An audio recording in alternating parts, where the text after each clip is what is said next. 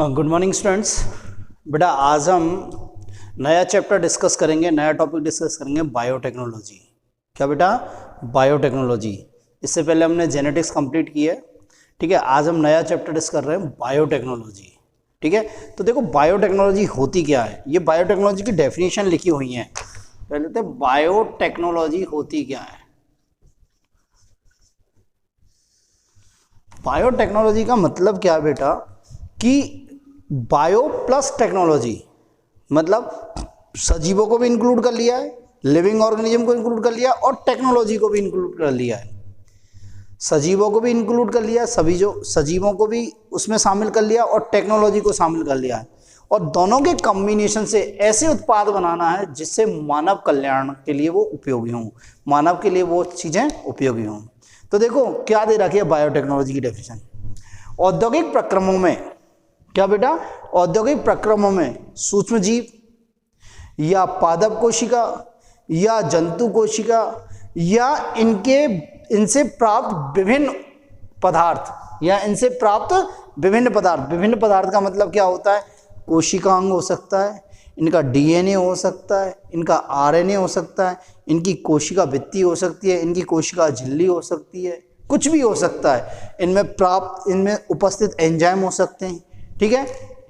तो औद्योगिक प्रक्रमों में सूक्ष्म जीव या पादप कोशिका या जंतु कोशिका या इनसे प्राप्त विभिन्न पदार्थों का उपयोग कर ऐसे उपयोगी पदार्थों का निर्माण किया जाता है, ऐसे उपयोगी पदार्थों का निर्माण किया जाता है जो मानव उत्थान के लिए या मानव कल्याण के लिए आवश्यक होते हैं, मानव कल्याण के लिए आवश्यक होते हैं। बात समझ में आई? ठीक है। एक EFB का मतलब क्या है? European federation of biotechnology. ये क्या एक ऑर्गेनाइजेशन है जो इस बायोटेक्नोलॉजी को क्या करता है? कंट्रोल करता है, इस बायोटेक्नोलॉजी ब्रांच को कंट्रोल करता है। तो इसने क्या एक डेफिनेशन दी है, क्या डेफिनेशन दी है? नए उत्पाद तथा सेवाओं के लिए, नए उत्पाद तथा सेवाओं के लिए प्राकृतिक विज्ञान, क्या बेटा? प्राकृतिक विज्ञान व जीव विज्ञान, प्राकृतिक विज्ञान व जीव कोशिका तथा इनके अंगों मीन्स कोशिकाओं तथा आणविक में इनसे प्राप्त कोई पदार्थ अनुरूपों का समायोजन।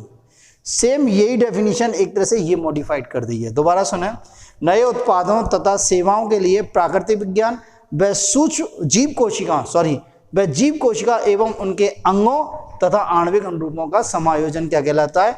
बायोटेक्नोलॉजी। ये किसके अकॉर्डिंग हुई बेटा? यूरोपियन फेडरेशन ऑफ बायोटेक्नोलॉजी, ठीक है। नेक्स्ट, ओल्ड बायोटेक्नोलॉजी के अकॉर्डिंग, क्या डेफिनेशन है? देखो बेटा, लिविंग ऑर्गेनिज्म या तो सूक्ष्म जीव या पादप कोशिका या जंतु कोशिका, कुछ भी, या उनके उत्पाद, ठीक है। जनरली लिविंग कोशिका मीन्स सजीव कोशिका। लिविंग कोशिका की प्राकृतिक क्षमताओं का उपयोग कर, लिविंग कोशिकाओं की प्राकृतिक क्षमताओं का उपयोग कर ऐसे पदार्थ बनाए जाते हैं, ऐसे उत्पाद बनाए जाते हैं जो मानव कल्याण के लिए उपयोगी होते हैं। जैसे कौन कौन से? देखो, एंटीबायोटिक बनाई जाती हैं, प्रतिजैविक बनाए जाते हैं, टीके बनाए जाते हैं, वैक्सीन बनाया जाता है, बताया जाता है, ठीक है। दही बनाया जाता है, पनीर बनाया जाता है, चीज़ बनाई जाती है, चीज़, ठीक है। बहुत सारे सिरका बनाया जाता है, सिट्रिक एसिड, क्या बनाया जाता है बेटा? सिट्रिक एसिड बनाया जाता है, ठीक है। अल्कोहल, दारू बनाई जाती है, शराब बनाई जाती है ना। इडली, डोसा, सांभर बनाते थे, नहीं बनाते थे? इसी से बनाया जाता था। और क्या बनाया जाता है बेटा? सिट्रिक एसिड हो गया, शराब हो गई, दही हो गया, पनीर हो गया, चीज़ हो गया, टीका हो गया, और भी बहुत सारे पदार्थ थे जो इससे बनाए जाते थे। बात मेरी क्लियर है? तो ये है जैव प्रौद्योगिकी की डेफिनेशन। क्या बेटा? डेफिनेशन। ये डेफिनेशन जनरली 1 नंबर में पूछी जाती है कि अकॉर्डिंग टू कि यूरोपियन फेडरेशन ऑफ बायोटेक्नोलॉजी के अनुसार बायोटेक्नोलॉजी या जैव प्रौद्योगिकी की परिभाषा दीजिए। ये 1 नंबर में अपन के बोर्ड में पूछी जाती है। बात समझिए। नेक्स्ट आता है बायोटेक्नोलॉजी के सिद्धांत। क्या आता है बेटा? बायोटेक्नोलॉजी के सिद्धांत।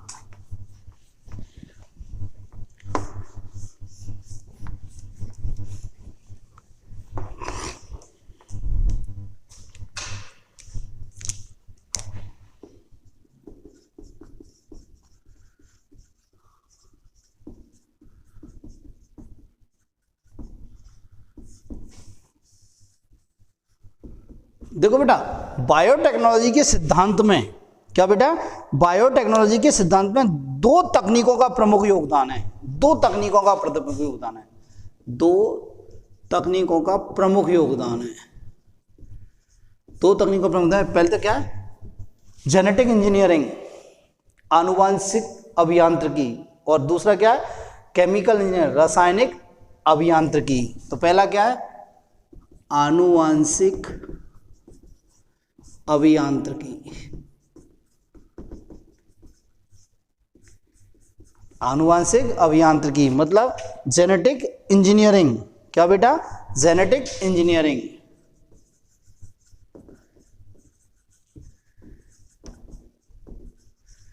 दूसरा कौन सा था, केमिकल इंजीनियर, रसायन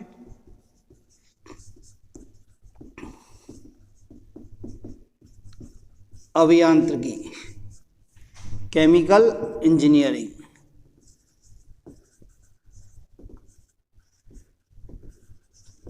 क्या बेटा, केमिकल इंजीनियरिंग। ठीक है, तो देखो आनुवांशिक अभियांत्रिकी और रासायनिक अभियांत्रिकी में क्या होता है। देखो बेटा, आनुवांशिक अभियांत्रिकी मीन्स आनुवांशिक पदार्थों के साथ हेरफेर की जाती है इसमें। क्या बेटा, आनुवांशिक जेनेटिक मटेरियल के साथ हेरफेर, साथ हेराफेरी। क्या बेटा, जेनेटिक मटेरियल, जेनेटिक मटेरियल क्या होता है, आरएनए या डीएनए, मेनली डीएनए होता है। क्या होता है बेटा, मेनली डीएनए। तो क्या होता है कि इसमें जेनेटिक मटेरियल डीएनए के साथ हेराफेरी की जाती है। ठीक है, तो क्या होता है इसे, देखो बेटा इसमें क्या होता है, वांछित लक्षणों के अनुरूप। क्या बेटा, वांछित, वांछित में इच्छा के अनुसार वाले,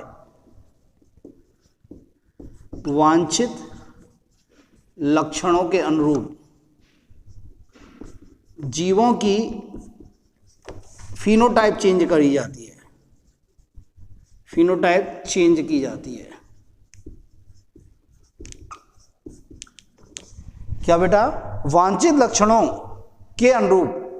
क्या बेटा, वांछित लक्षणों के अनुरूप जीवों की फिनोटाइप चेंज की जाती है। क्या की जाती है बेटा, जीवों की फिनोटाइप चेंज की जाती है। अब जीवों की अनुरूप है बेटा, रूप नहीं, अनुरूप।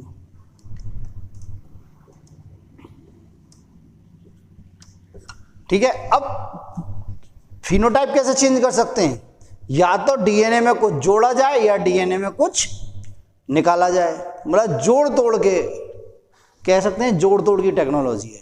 क्या बेटा, ये जोड़ तोड़ की टेक्नोलॉजी है। अभी मैं समझाता हूं, बात समझ आई।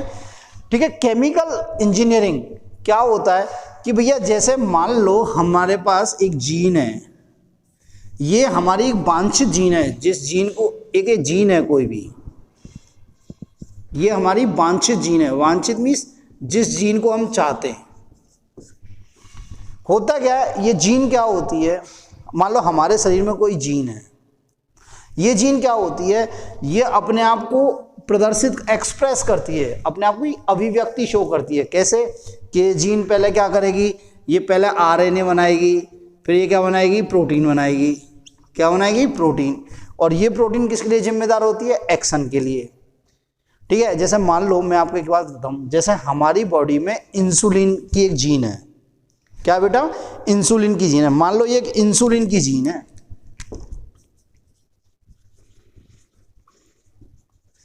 मतलब ये जीन क्या कर रही है, इंसुलिन के निर्माण को कंट्रोल कर रही है।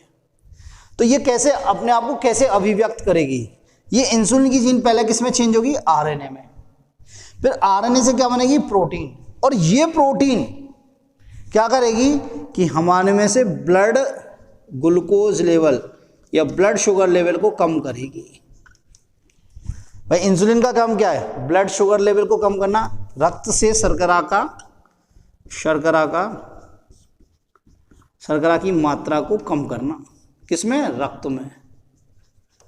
अब ये कैसे करेगी, देखो ये इंसुलिन की जीन है ना, ये पहले तो क्या होगी, आरएनए में चेंज होगी, मतलब एमआरएनए में चेंज होगी। ये बोलो एमआरएनए से क्या बनेगी, प्रोटीन। और ये प्रोटीन ऐसी प्रोटीन बनेगी जो ब्लड में से ग्लूकोज को कम करेगी। बात समझ में आई। अब हमारी ये वांछित जीन है, ठीक है। अब ये चाहते हैं कि वांछित जीन हमारी बहुत ज़्यादा प्राप्त हो जाए, हमें वांछित जीन हमें बहुत ज़्यादा प्राप्त हो जाए। तो इस वांछित जीन को एक क्या हुआ, एक मानव की कोशिका है, क्या है ये, मानव की कोशिका, और ये क्या है, डीएनए। इस केंद्र के अंदर क्या है, डीएनए। केंद्र के अंदर क्या है, ये डीएनए। तो इस डीएनए में ही तो है ये जीन। तो इस जीन को हमने बाहर निकाल लिया, इस जीन को इस डीएनए में से हमने से क्या निकाल लिया, बाहर निकाल लिया। बाहर निकाल के हमने इस जीन को मान लो इकोलाई में ट्रांसफर कर दिया। इकोलाई क्या है, एक बैक्टीरिया है। इकोलाई में हमने से इकोलाई के डीएनए में ट्रांसफर कर दिया। इकोलाई के डीएनए में हमने से ट्रांसफर कर दिया। बात समझ आई, क्या ट्रांसफर किया कि हमने इकोलाई का डीएनए लिया, ये इकोलाई का डीएनए, और इस इकोलाई के डीएनए के साथ हमने ये जीन जोड़ दी, ये जीन जोड़ दी, ये जीन हमने जोड़ दी। तो ये क्या हुआ, जीन की हेराफेरी हो गई, नहीं हो गई। तो ये किसके द्वारा करते हैं हम, जेनेटिक इंजीनियरिंग के द्वारा। किसके द्वारा, जेनेटिक इंजीनियरिंग द्वारा।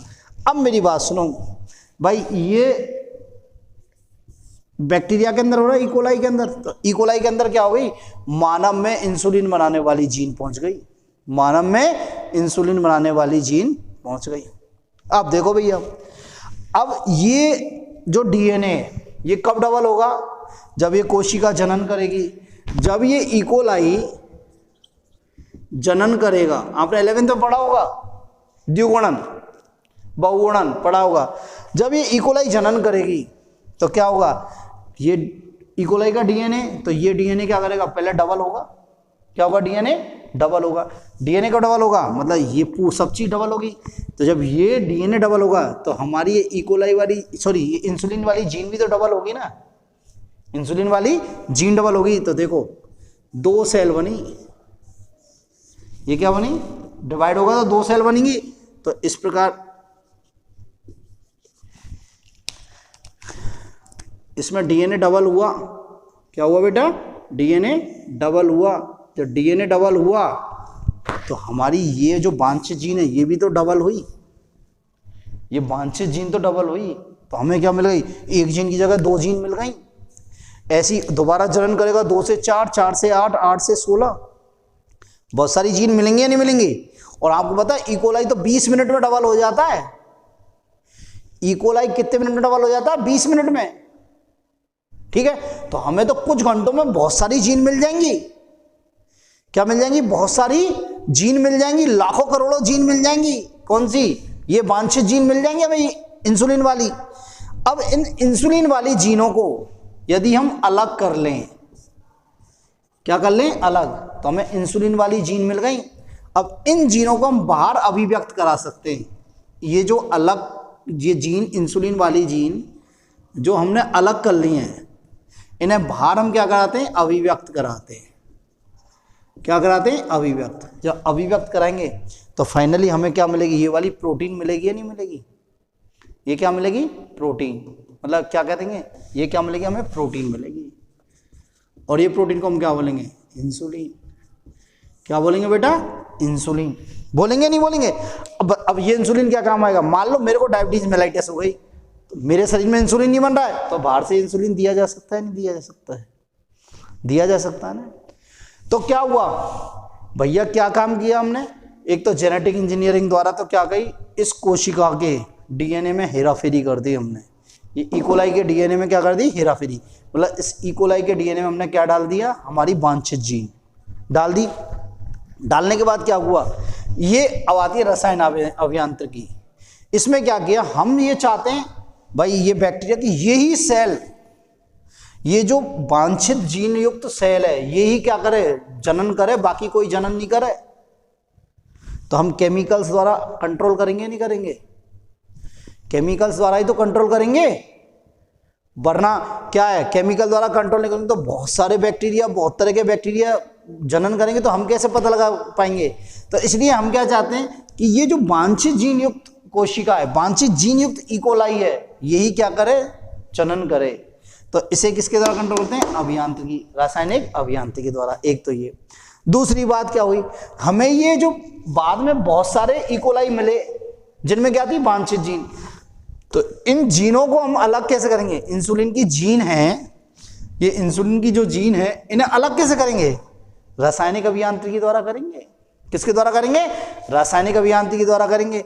अब फिर उसके बाद इनको अभिव्यक्त कराना है, मतलब इन जीनों को क्या कराना है? अभिव्यक्त, मतलब इन जीन से क्या बनाना है? एमआरएनए, और एमआरएनए से क्या बनानी है? प्रोटीन। तो ये भी किसके द्वारा होगा? रसायन अभियांत्रिकी के द्वारा। किसके द्वारा होगा? रसायन अभियांत्रिकी के द्वारा। होगा या नहीं होगा? ठीक है, तो हमें क्या मिलेगा? इंसुलिन मिलेगा। इंसुलिन क्या? प्रोटीन ही तो है। इंसुलिन क्या है? हार्मोन है, प्रोटीन है। बात समझ में आई? तो क्या हुआ? बायोटेक्नोलॉजी सिद्धांत, दो तकनीक इन्वॉल्व में मेनली, जेनेटिक इंजीनियरिंग और केमिकल इंजीनियरिंग। जेनेटिक इंजीनियरिंग द्वारा क्या करते हैं हम? आनुवांशिक पदार्थ में हेराफेरी करते हैं। आनुवांशिक पदार्थ में क्या करते हैं हम?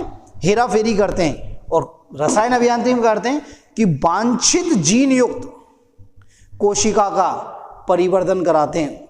वांछित जीन युक्त कोशिका का कराते हैं परिवर्धन। परिवर्तन मीन्स उसकी संख्या को बढ़ाते हैं, उसकी संख्या को बढ़ाते हैं। तो ये है आपका बायोटेक्नोलॉजी का सिद्धांत। क्या है मेरे बच्चों? बायोटेक्नोलॉजी का सिद्धांत। तो हम इसे अलग अलग पढ़ेंगे, पहले आनुवांशिक अभियांत्रिकी पढ़ेंगे, फिर रासायनिक अभियांत्रिकी पढ़ेंगे। बात समझ में आई?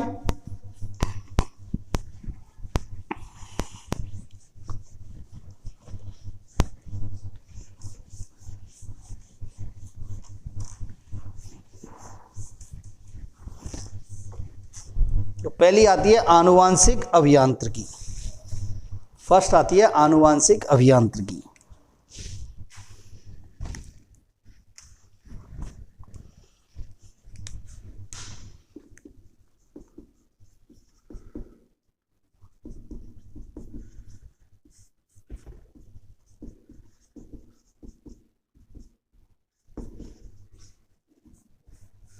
Genetic engineering.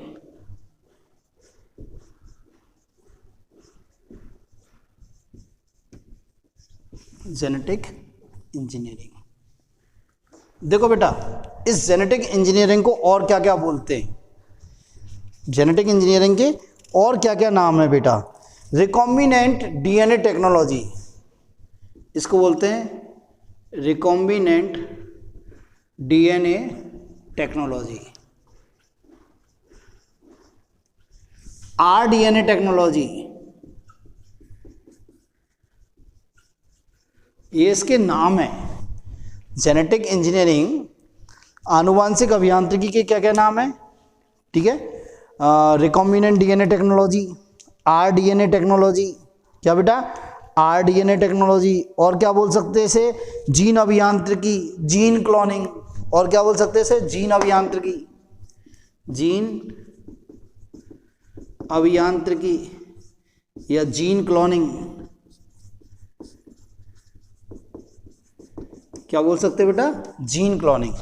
मेरी बात समझ में आई? ये सभी नाम है, इनसे क्वेश्चन पूछा जा सकता है कि आनुवांशिक अभियांत्रिकी के नाम क्या क्या हैं। तो ठीक है, इसे रिकॉम्बिनेंट डीएनए टेक्नोलॉजी कहते हैं, मतलब पुनर्योजन डीएनए तकनीक। क्या? पुनर्योजन डीएनए तकनीक, इसको पुनर्योजन डीएनए तकनीक कहते हैं हिंदी में। पुनर्योजन डीएनए तकनीक, इसे और क्या बोलते हैं? RDNA technology. क्या बोलते हैं? RDNA technology. और क्या बोलते हैं? जीन अभियांत्रिकी। क्या बोलते हैं बेटा? जीन अभियांत्रिकी। और इसे क्या बोलते हैं? Gene cloning. क्या कहते हैं बेटा? Gene cloning. देखो इसके अंदर क्या होता है, एक जाति के डीएनए को दूसरी जाति के डीएनए में प्रवेश करा दिया जाता है। इसमें क्या होता है? पेन का एक जाति के डीएनए को दूसरी जाति के डीएनए में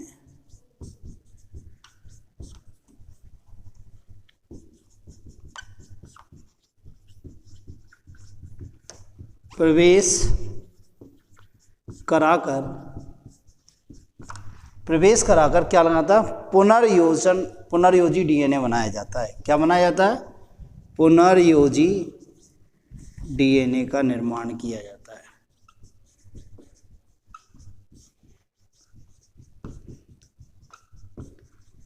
बात समझ में आई या नहीं आई? एक जाति का डीएनए को निकालकर दूसरी जाति के डीएनए में प्रवेश करा दिया जाता है। क्या कहा जाता है? पूरे दूसरी जाति के डीएनए में प्रवेश करा दिया जाता है, जिससे क्या होता है? पुनर्योजी डीएनए का निर्माण किया जाता है। क्या कहता है बेटा? पुनर्योजी डीएनए का निर्माण किया जाता है। और पुनर्योजी डीएनए के निर्माण की इस तकनीक को क्या बोलते हैं? RDNA technology. क्या बोलते हैं? RDNA technology. मेरी बात समझ में आई? ठीक है, देखो कैसे करते हैं। ठीक है, आप इसे समझने की कोशिश करना।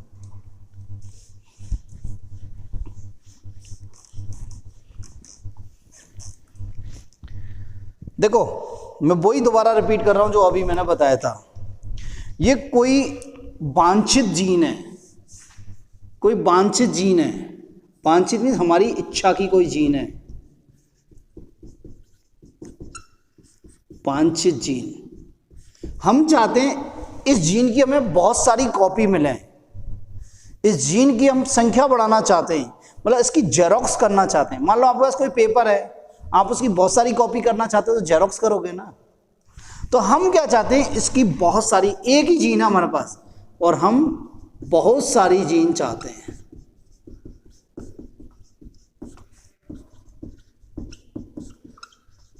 बहुत सारी जीन चाहते हैं। तो क्या करें कि इस जीन को, ये जीन कब, बहुत सारी जीन कब बनेंगी? जब डीएनए का रेप्लिकेशन होगा। क्या होगा? डीएनए का रेप्लिकेशन होगा। अब मानव कोशिका में यदि हम इसे प्रवेश कर दें तो मानव कोशिका तो इतनी जल्दी रेप्लिकेट होती नहीं, इतनी जल्दी उसको क्या होती है? उसमें डिवीजन होता नहीं। तो प्रोकैरियोटिक कोशिका जो होती हैं, क्या बेटा? प्रोकैरियोटिक कोशिका, उनमें डिवीजन बहुत जल्दी जल्दी होता है। 20 मिनट, जैसे ई कोलाई है उसमें 20 मिनट में डिवीजन हो जाता है। तो हमें 20 मिनट में दो कोशिका, दो वांछित जीन मिल जाएंगी। ठीक है, मतलब 1 से 20 मिनट में कितनी मिल जाएंगी? 2। ठीक है, अगले 20 मिनट में हमें कितनी हो जाएंगी? 2 से 4, 4 से क्या हो जाएंगी? 8, 8 से 16, 16 से 32, ऐसे होंगे नहीं? 32 से 64। तो 1, 2, 3, 4, 5, 6, 2 घंटे में हमें एक जीन से कितनी मिल जाएंगी? 64 जीन मिल जाएंगी। बात समझ में आई? तो हम ऐसी कोशिका में इस जीन को डालें जो कि बहुत जल्दी डिवाइड करती हो, बहुत जल्दी डिवाइड करती हो, तो उसे बोलते हैं परपोषी कोशिका। क्या बोलते हैं? परपोषी कोशिका। तो देखो हम कैसे डालेंगे। मान लो ये एक बैक्टीरिया कोशिका है, इस बैक्टीरिया कोशिका में ये डीएनए, मैंने बताया बैक्टीरिया कोशिका में 2 प्रकार का डीएनए पाया जाता है। बैक्टीरिया कोशिका में 2 प्रकार का डीएनए पाया जाता है। एक तो ये वाला डीएनए जो इसके जनन के लिए आवश्यक है और इसके जिंदा रहने के लिए आवश्यक है, इसे बोलते हैं जीनोमिक डीएनए। क्या बोलते हैं बेटा? Genomic DNA. एक क्या होता है जो इसके जिंदा रहने के लिए और जनन के लिए आवश्यक नहीं है, तो इसे बोलते हैं वेक्टर। क्या बोलते हैं? वेक्टर। पर ये वेक्टर क्या होता है बेटा? ये क्या होता है, जब ये कोशिका डिवाइड होगी, ये कोशिका में विभाजन होगा, तो ये वेक्टर भी विभाजित होगा, वेक्टर भी विभाजित होगा। तो क्यों नहीं हम इस वांछित जीन को इस वेक्टर में डाल दें, इस वेक्टर में डाल दें। मेरी बात समझ रहे हो?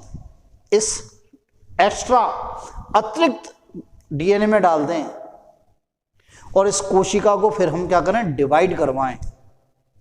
इसको क्या कराएं? डिवाइड कराएं। तो हमें बहुत सारे वांछित जीन मिल सकती हैं, नहीं मिल सकती? मिल सकती हैं। तो देखो बेटा क्या करते हैं।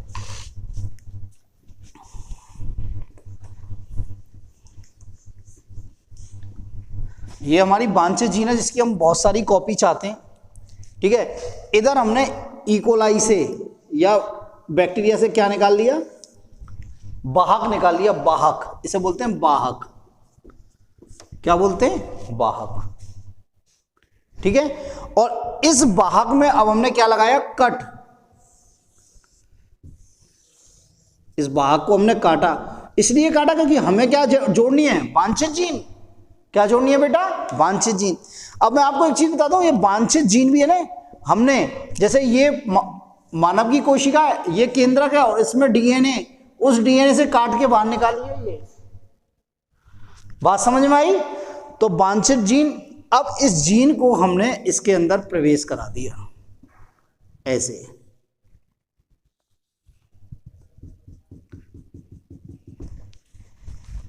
करा दिया बेटा। इस वाहक को क्या बोलते हैं हम? पुनर्योजी वाहक या आरडीएनए। क्या बोलेंगे इसे हम? आरडीएनए। क्यों? इसमें क्या क्या है? एक तो है वाहक डीएनए और एक क्या है? वांछित जीन है या वांछित डीएनए है। नहीं है? मेरी बात समझ में आई या नहीं आई भाई? एक तो ये वाहक मीन्स क्या हो गया? ये परपोषी कोशिका का डीएनए है। परपोषी डीएनए, ये तो परपोषी कोशिका का डीएनए, ठीक है। अब इस परपोषी कोशिका के डीएनए में हमने कट लगाया, क्योंकि हमें क्या जोड़नी है? वांछित जीन। क्या जोड़नी है बेटा? वांछित जीन। जब इस वांछित जीन को हमने इसमें जोड़ा, ये ब्लू कलर से, थोड़ा मैं रेड कलर से दिखा गया, कोई बात नहीं। तो अब क्या हो गया इसमें एक तो क्या हो गया? वाहक डीएनए मतलब परपोषी कोशिका का डीएनए हो गया, और एक वांछित डीएनए हो गया। तो इसे क्या बोला हमने? आरडीएनए। क्या बोला? आरडीएनए।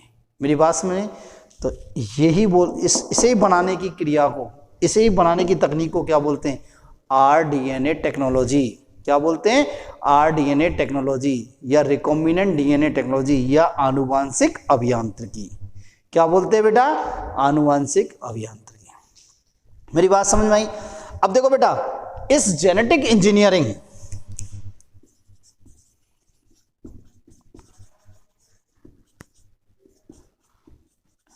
जेनेटिक इंजीनियरिंग के जो फादर हैं वो हैं पॉल वर्ग। कौन है बेटा? जेनेटिक इंजीनियरिंग के फादर पॉल वर्ग हैं। क्या है? पॉल वर्ग। बात समझे? इन्होंने जेनेटिक इंजीनियरिंग को दिखाया था। पर कुछ जैसे और भी बहुत सारी बुकें, वो क्या कहती हैं कि स्टेन, कोहन और बोयर, क्या बेटा? स्टेनले, कोहन एवं बोयर और इनके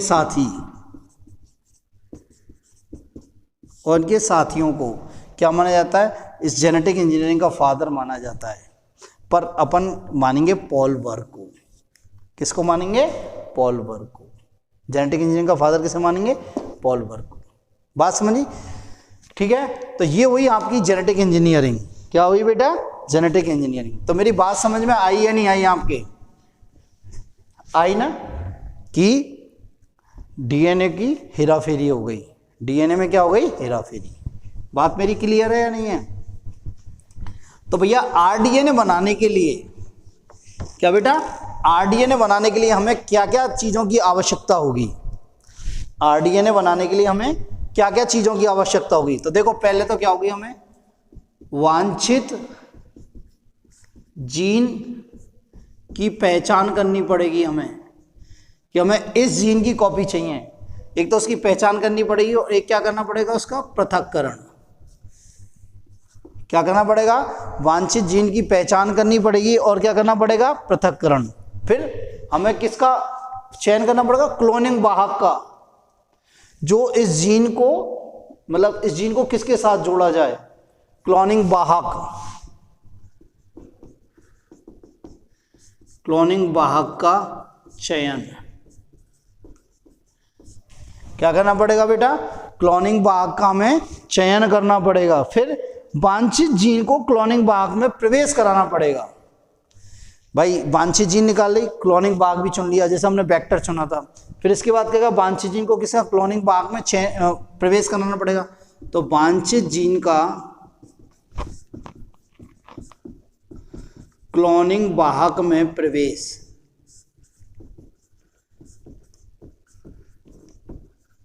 मतलब आरडीएनए बनाना है। आरडीएनए का, ठीक है बेटा। अब ये आरडीएनए बन गया। हमें क्या बन गया? आरडीएनए। क्या बन गया बेटा? आरडीएनए। अब इस आरडीएनए को किस में प्रवेश कराना पड़ेगा? परपोषी कोशिका में। किसमें? परपोषी कोशिका में। तो नेक्स्ट क्या आ गया? आरडीएनए का परपोषी कोशिका में प्रवेश। परपोषी कोशिका में प्रवेश हो गया। अब परपोषी कोशिका क्या बनानी है? हमें संख्या बढ़ानी है। परपोषी कोशिका की संख्या बढ़ानी है, तो उसे क्या बोलते हैं? संवर्धन। क्या बोलते हैं बेटा? संवर्धन। तो अब भाई आरडीएनए बढ़ा दिया, आरडीएनए हमने परपोषी कोशिका में प्रवेश करा दिया। क्या करा दिया?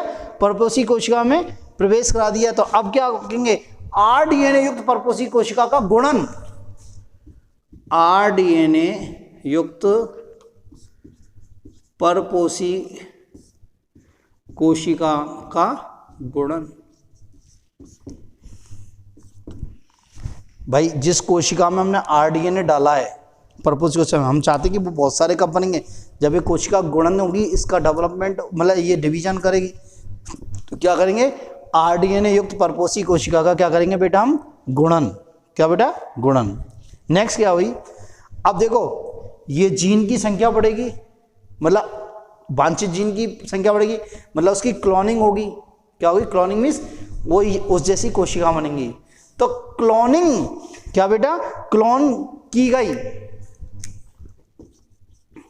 क्लोन की गई जीन की पहचान एवं पृथक्करण। जीन की, भाई जो हमने वांछित जीन संख्या में बढ़ाई उसकी पहचान भी करनी पड़ेगी और उसको पृथक्करण भी करना पड़ेगा। और सातवां क्या होगी, जब ये जीन हमें प्राप्त हो जाएंगी तो ये क्या अभिव्यक्ति भी तो करानी पड़ेंगी। तो क्या कहेंगे, क्लोनिंग, क्लोन जीन की अभिव्यक्ति, उसको एक्सप्रेस कराना पड़ेगा। एक्सप्रेस कराएंगे तो हमें क्या मिलेगा, जो हमारा प्रोडक्ट मिलना चाहिए, डिजायर प्रोडक्ट। हमने इंसुलिन की जीन डाली है तो हमें इंसुलिन मिलेगा, अभिव्यक्त कराएंगे तो प्रोटीन मिलेगी, वो क्या, इंसुलिन। तो ये क्या है, ये मतलब बायो जेनेटिक इंजीनियरिंग के क्या है, स्टेप्स हैं, या बायोटेक्नोलॉजी के ये स्टेप्स हैं। मेरी बात समझ में आई, ये क्या है, जेनेटिक इंजीनियरिंग के स्टेप्स हैं। बात समझ में आई, तो ये तो स्टेप है। अब देखो, अब जेनेटिक इंजीनियरिंग के द्वारा या RDNA के निर्माण के लिए बहुत सारी चीज़ों की आवश्यकता पड़ेगी, बहुत सारी चीज़ों की आवश्यकता पड़ेगी। तो देखो क्या क्या चीज़ की आवश्यकता होगी, ये तो इसके क्या हो गए, स्टेप्स हो गए, ऐसे हम करेंगे। अभी थोड़ा सा, अभी थोड़ी देर में ना ये आपका क्लियर होता चला जाएगा। देखो आवश्यकता क्या होंगी, आवश्यकताएं क्या क्या पढ़ेंगी, एंजाइम पढ़ेंगे। क्या बेटा, एंजाइम। भाई एंजाइम ही तो होंगे जो क्या करेंगे बेटा, इस DNA को निकालेंगे वहां से, इस DNA को काटेंगे, तो एंजाइम ही तो होंगे। फिर क्या होगा, वांछित DNA की आवश्यकता होगी, वांछित DNA की आवश्यकता होगी। वांछित DNA की आवश्यकता होगी या नहीं होगी, वांछित DNA के बाद किसकी होगी, वाहक की आवश्यकता होगी। किसकी, वाहक की, वाहक की। और चौथा किसकी, परपोषी कोशिका की। किसकी आवश्यकता होगी, परपोषी कोशिका। तो हम इन्हें डिटेल में पढ़ेंगे, एंजाइम, वांछित DNA, वाहक और परपोषी कोशिका। इनको अब क्या पढ़ेंगे, डिटेल में पढ़ेंगे बेटा। ठीक है, तो आज के लिए इतना ही, बाकी नेक्स्ट लेक्चर में डिस्कस करेंगे। ठीक है, थैंक यू बेटा।